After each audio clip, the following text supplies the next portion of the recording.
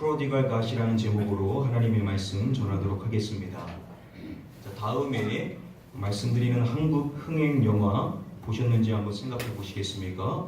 1999년도에 개봉해서 620만을 동원한 대국전이라는 영화, 그리고 2003년도에 개봉을 해서 525만이 넘는 관객수를 동원한 날 보러 와요. 그리고 2004년도에 개봉해서 무려 1704만이 본 영화인 폭풍이라는 영화, 그리고 2008년도에 개봉해서 400만이 넘는 관객수를 동원한 질 수 없다. 그리고 2012년도에 개봉해서 1231만 명이나 본 영화인 나는 조선의 왕이다. 그리고 2013년도에 개봉해서 1281만의 관객수를 동원했었던 영화인 12월 23일. 자, 이 영화 가운데 하나라도 보신 분 계십니까? 자, 이 영화의 제목은요, 바뀌기 전에 원래 가지고 있었던 제목이라고 합니다. 먼저 대국전이라는 제목의 이 영화는 쉬리라는 영화가 정해지기 전에 계속해서 고정되었었던 제목이 바로 대국전이었다고 합니다. 자, 그리고 날 보러 와요라는 이 제목은 살인의 추억의 원작의 제목으로서 원래 날 보러 와요라고 제목을 정하려고 했었다고 합니다. 자, 그리고 폭풍이라는 이 제목의 영화는 바로 태극기 휘날리며 라는 이 영화의 원래 제목이었다고 합니다. 그리고 질 수 없다라는 이 제목은요, 우리 생애 최고의 순간이라는 이 영화의 본래 제목이었다고 하고요. 그리고 나는 조선의 왕이다 라는 이 제목은요, 광해 왕이 된 남자라는 이 영화의 본래 제목이었다고 합니다. 자, 그리고 12월 23일이라는 이 제목은 7번 방의 선물이라는 이 영화의 원래 제목이었다고 합니다. 자, 이 영화 제목을 한번 비교해 보시겠습니까? 최종적으로 바뀌기 전에 원래의 제목과 그리고 최종으로 바뀌게 되었었던 제목을 비교해 보시면 느낌에 많은 차이가 있다는 것을 보실 수 있으실 것입니다. 영화인들은요, 영화 제목을 정하기 위하여 엄청난 노력을 한다고 합니다. 일례로 태극기 휘날리며라는 이 영화의 제목을 정할 때 강우석 감독이 그 영화의 제목을 정하는 데만 무려 6개월이라는 시간을 보내야만 했다라고 합니다.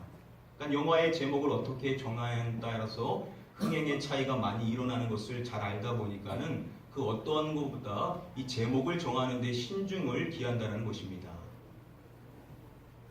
오늘 우리가 본문 말씀으로 읽은 이 누가복음 15장 11절부터 32절에 나오는 이 예수님의 비유는요, 예수님께서 해주신 비유 가운데 가장 잘 알려진 비유로 알려져 있습니다.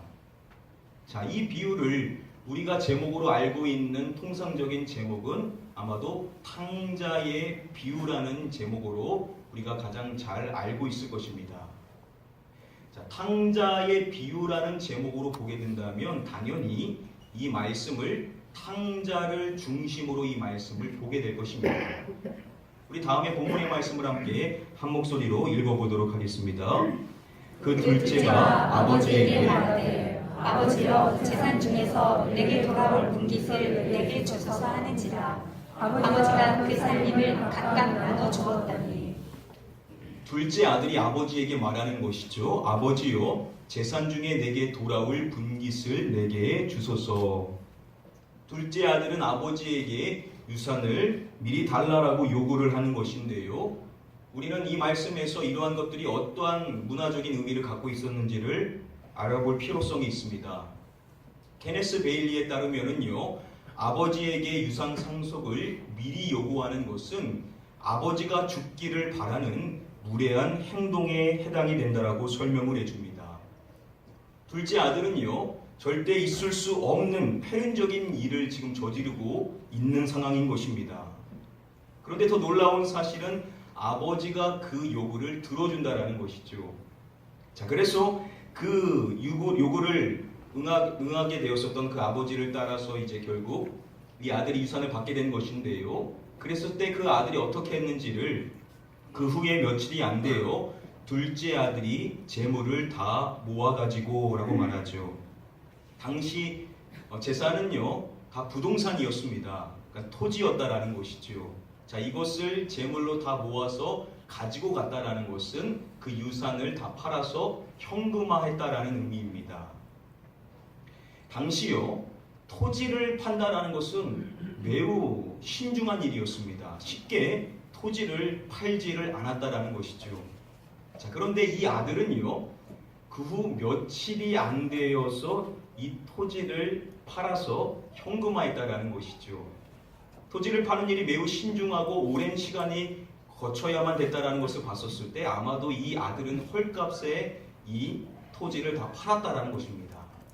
자, 그리고 그 아들은 어떻게 하냐면 먼 나라로 가라고 말합니다.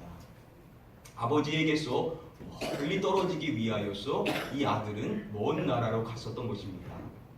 그리고 그 나라에서 그는 허랑방탕하여 재산을 낭비하였던 것이죠. 여기서 이 낭비하다라고 번역이 된 이 디아스콜 비조라는 단어의 뜻 가운데는 사방으로 흩날려 보내다라는 뜻이 있습니다. 지금 그가 갖게 된 그 현금을 그가 얼마만큼 흥청망청 썼는지를 알 수가 있는 상황인 것입니다. 그래서 그 결과가 무엇입니까? 다 없앤 후라고 말하죠.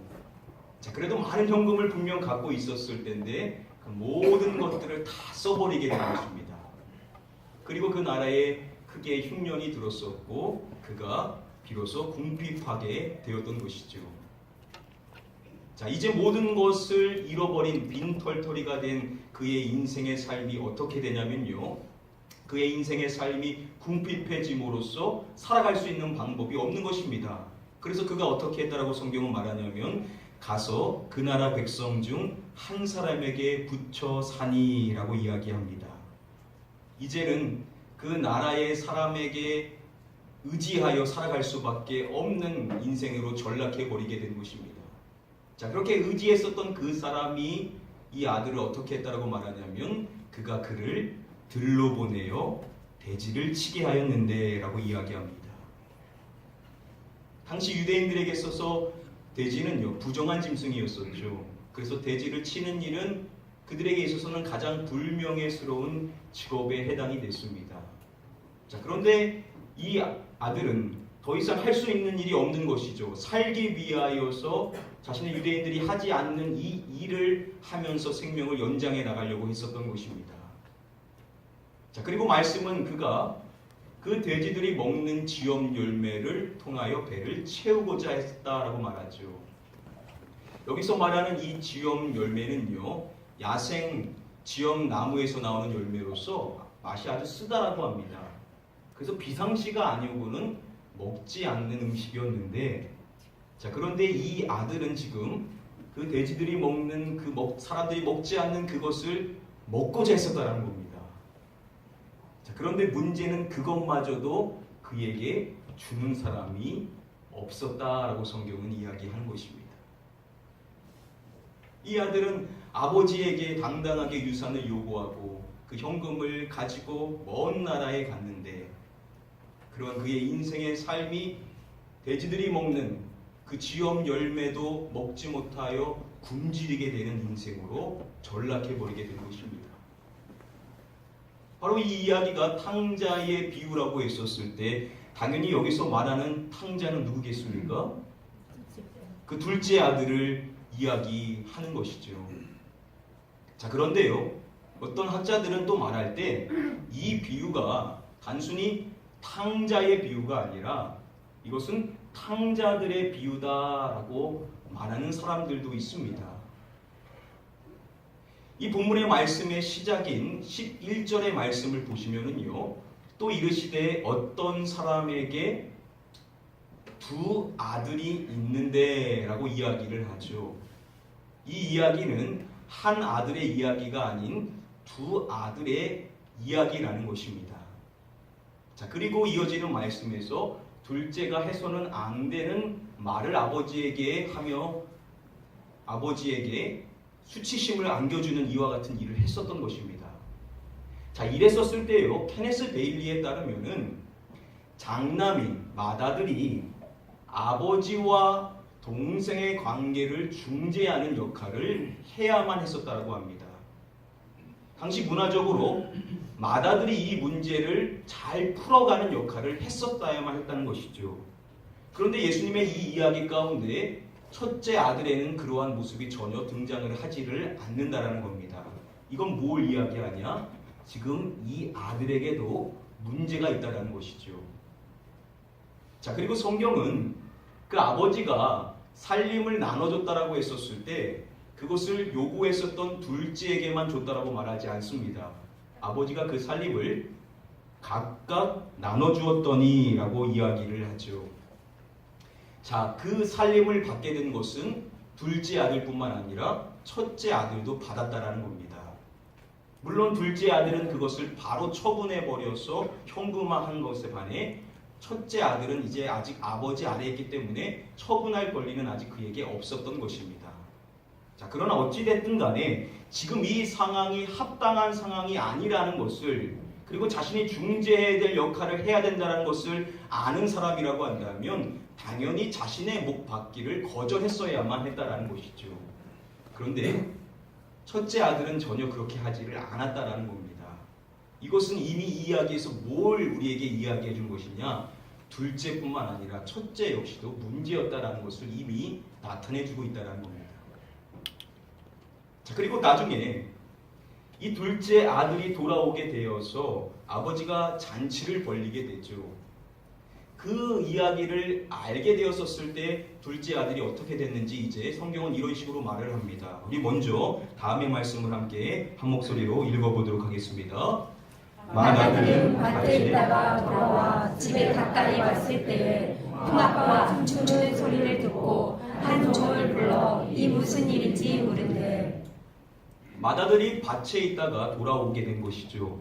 그런데 집 가까이에서부터 잔치 소리가 들리게 되었던 것입니다. 그래서 이 맏아들은 한 종을 불러가지고 무슨 일인지를 물었던 것입니다. 그때 그 종이 자초지종을 다 설명해 주는 것이죠. 기쁨의 소식, 당신의 동생이 돌아왔다라는 이 소식을 전해주게 되었던 것입니다. 자, 자신의 동생이 돌아온 것입니다. 자, 그런데 그런 동생이 돌아와서 잔치가 벌어졌다라는 이 사실을 알게 된 첫째 아들의 반응이 무엇입니까?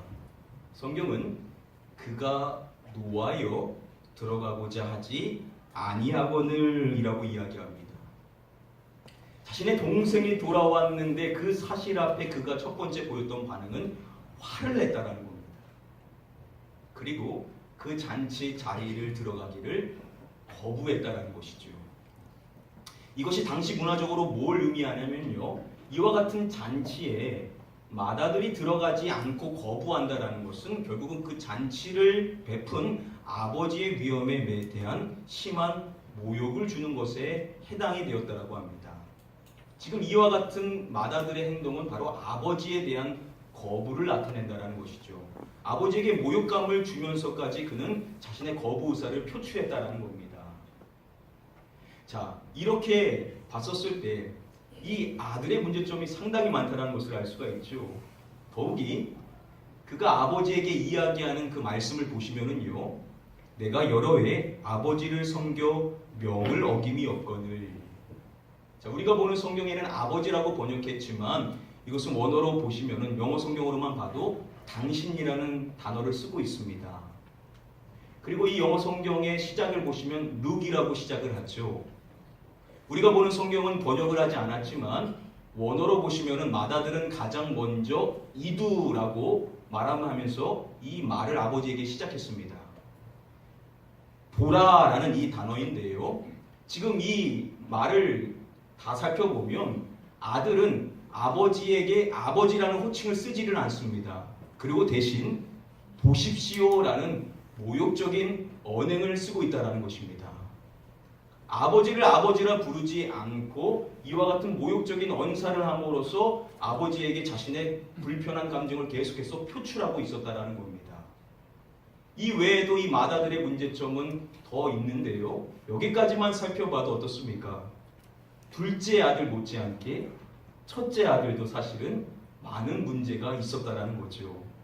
그래서 어떤 사람들은 이것을 탕자의 비유가 아닌 탕자들의 비유다라고 이야기를 하는 것입니다.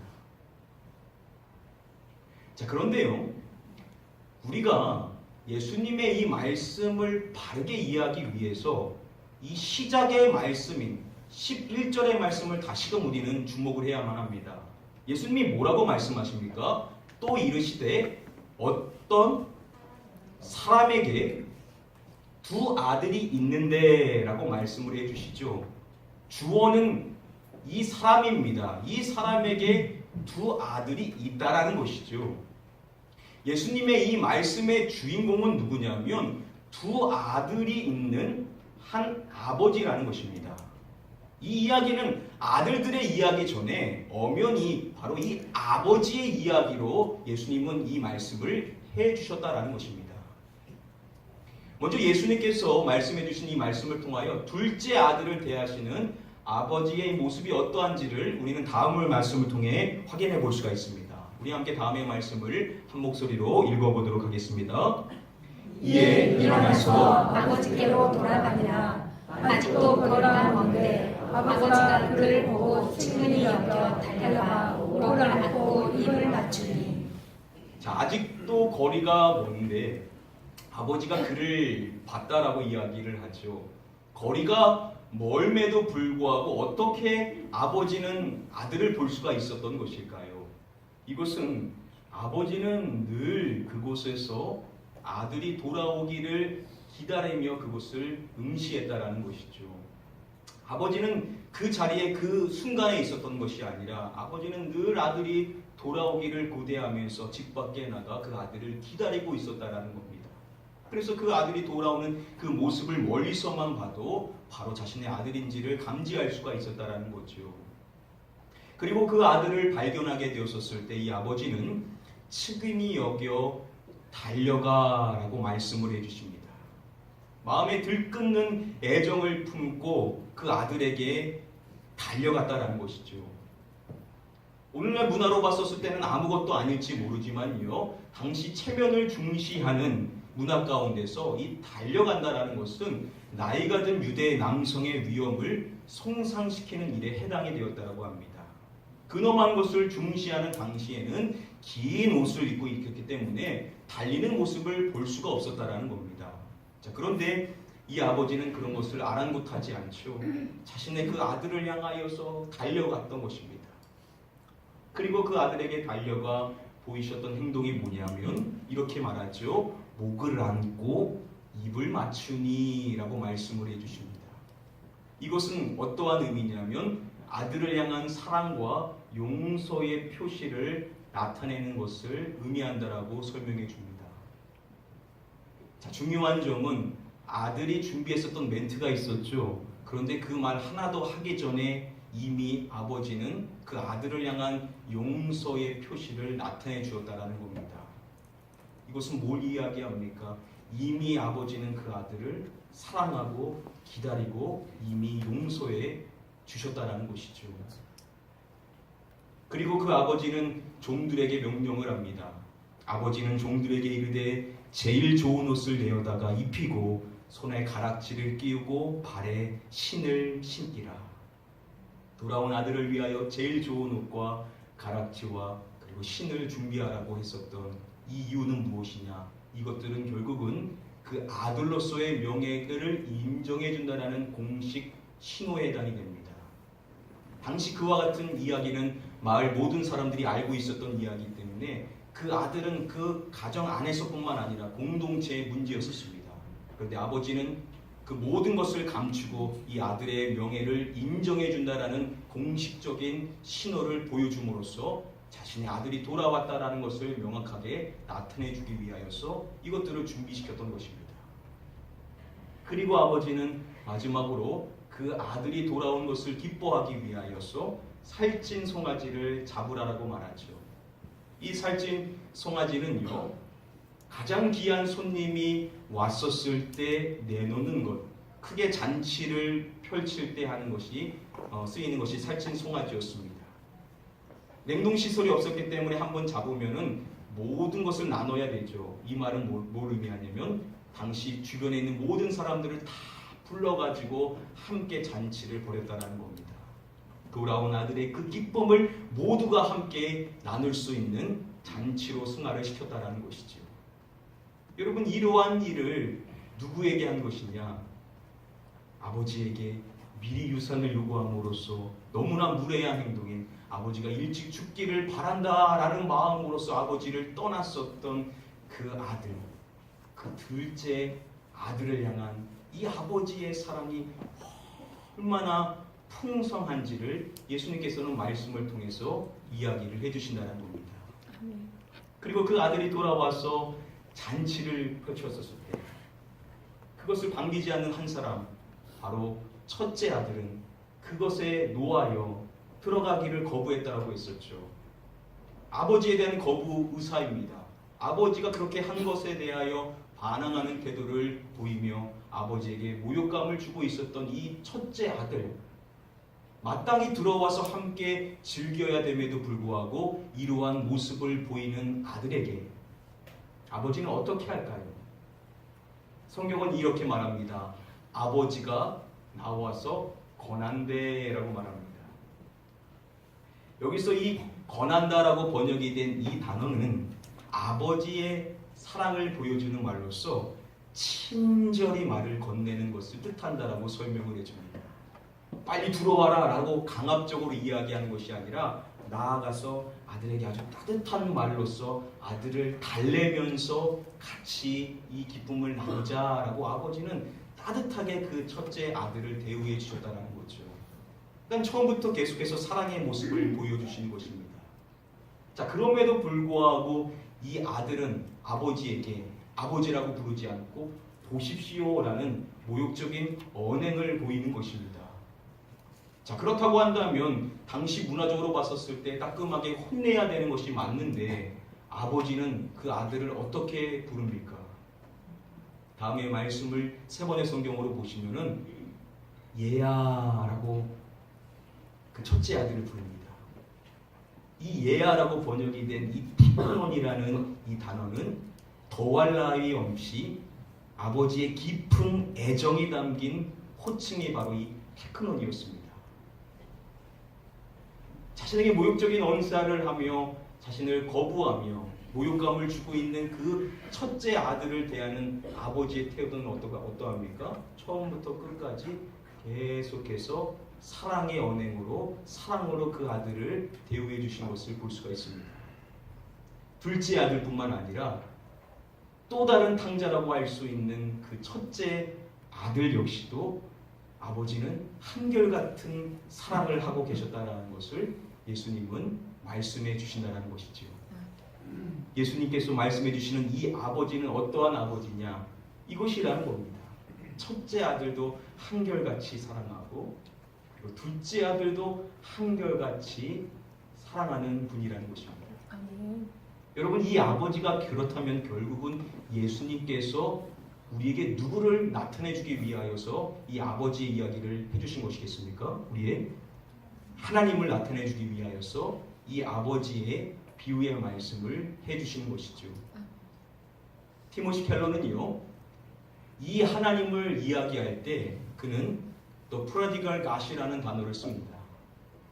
여기서 이 프로디갈이라는 이 단어는 남김없이 다 써버리는 이라는 단어입니다. 바로 탕자에서의 탕에 해당하는 단어가 바로 이 프라디갈입니다.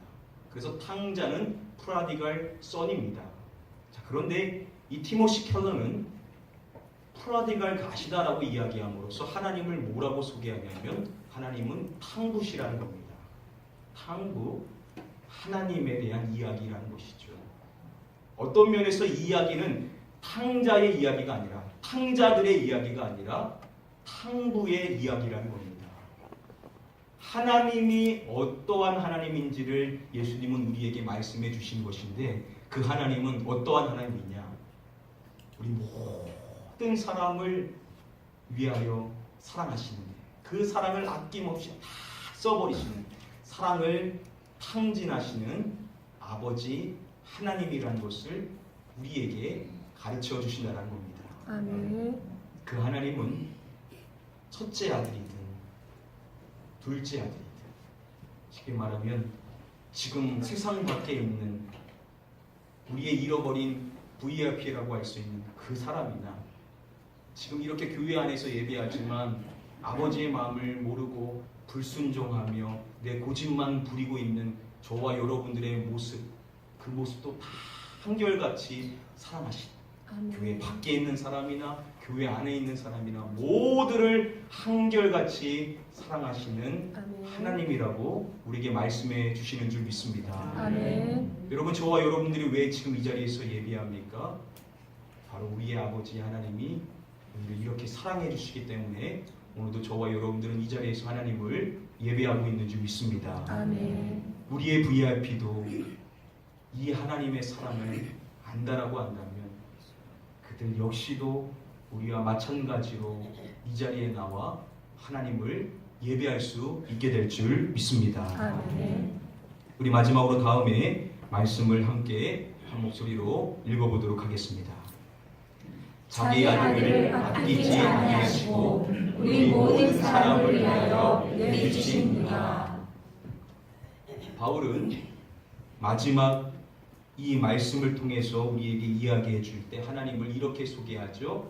자기 아들을 아끼지 아니하시고 우리 모든 사람을 위하여 내주신 이가라고 이야기합니다. 하나님은 어떠한 하나님이냐? 자기의 독생자 하나밖에 없는 아들을 아끼지 아니하시고 모든 사람을 위하여서 내어주신 분이시다라고 이야기합니다. 하나님은 독생자를 우리를 위하여 십자가에 내어주심으로 말미암아 우리 모두를 사랑하시는 그 사랑의 하나님이라는 것을 저와 여러분들이 알기 때문에 우리는 그 하나님을 우리만 알고 넘어가는 것이 아니라 우리가 품은 VIP에게도 이 사랑의 하나님을 전하고 이 사랑의 하나님을 함께 알아 예배할 수 있도록 우리는 끝까지 이 사랑의 하나님을 전하는 자가 되어야만 될 줄 믿습니다. 아멘.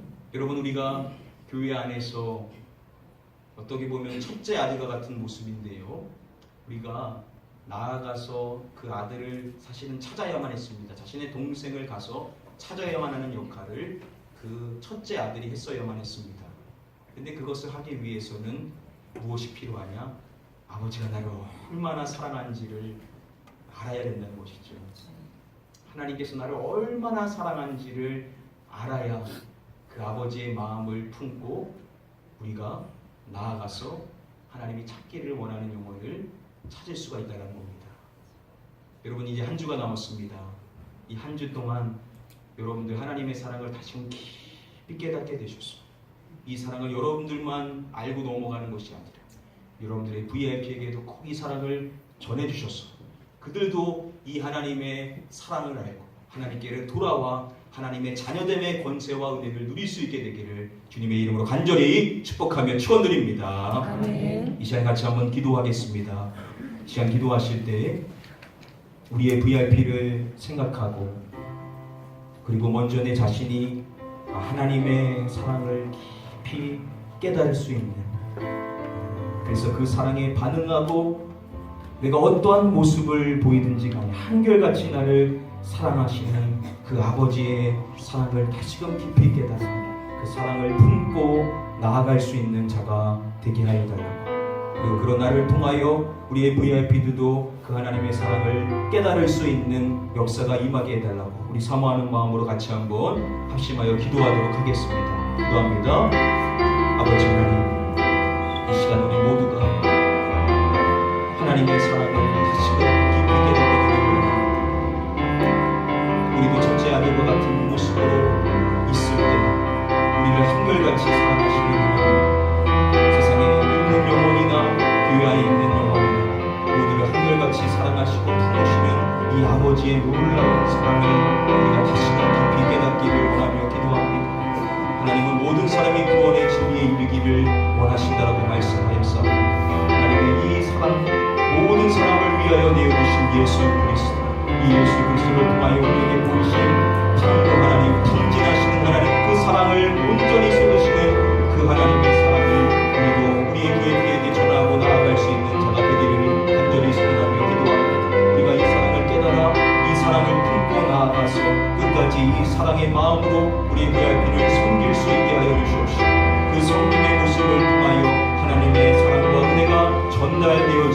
하나님 우리를 사용하여 주시옵소서. 아버지 하나님, 우리가 오랜 시간 하나님을 섬기고 하나님 안에 살아갔다라고 했지만 혹여나 우리의 모습 안에 첫째 아들과 같은 모습이 있지는 않은지요. 하나님을 섬기는 것도 중요하지만 가장 중요한 것은 하나님을 사랑하는 것, 하나님이 나를 얼마나 사랑하시는지를 알고 하나님의 마음을 헤아려 하나님의 마음이 있는 곳을 향하여 나아가는 것이 중요할 줄 믿사오나니 하나님, 우리 모두가 다시금 하나님의 이 놀라운 사랑을 깨닫게 하시고 잃어버린 그 한 영혼을 찾기를 원하시는 그 아버지의 마음을 헤아려 아버지의 마음을 시원케 해드릴 수 있는 우리 모두가 되게 하여 주시옵소서. 믿고 감사드리며 예수 그리스도의 이름으로 기도드립니다. 아멘.